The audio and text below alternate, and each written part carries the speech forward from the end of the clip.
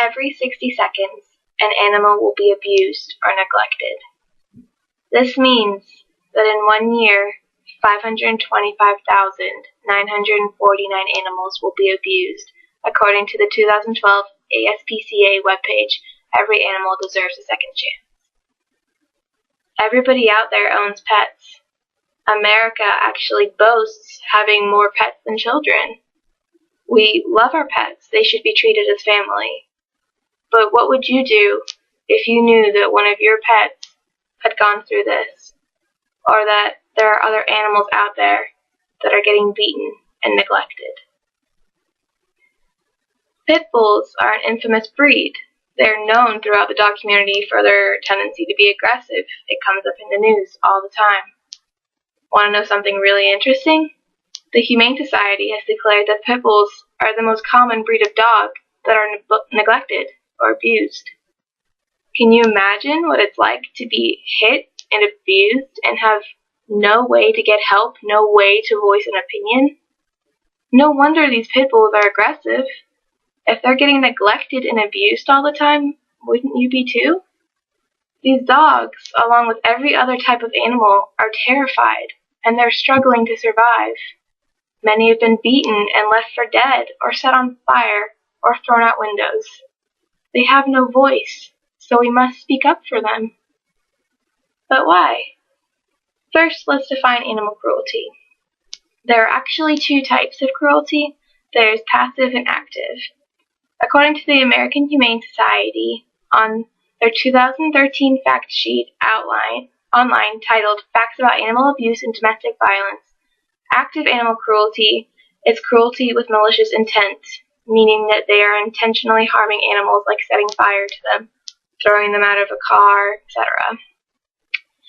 Passive animal cruelty is neglecting or abandoning the animal, like starving them on accident because you weren't educated correctly, or abandoning them somewhere, etc. Neglect and abandonment are the most common forms of abuse, according to this website, but unfortunately, active cruelty also accounts for about 20% of abuse cases. But the most interesting fact, this website also states that 70% of animal abuse cases in one study had records for other crimes against people.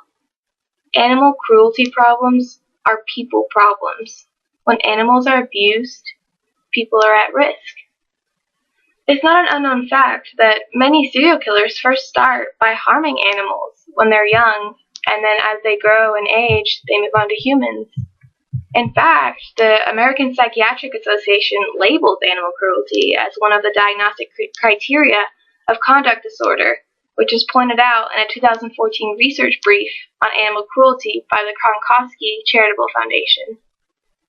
This foundation also points out that, unfortunately, multiple studies have established that people who have witnessed or performed animal cruelty are 5 times more likely to have a history of criminal behavior.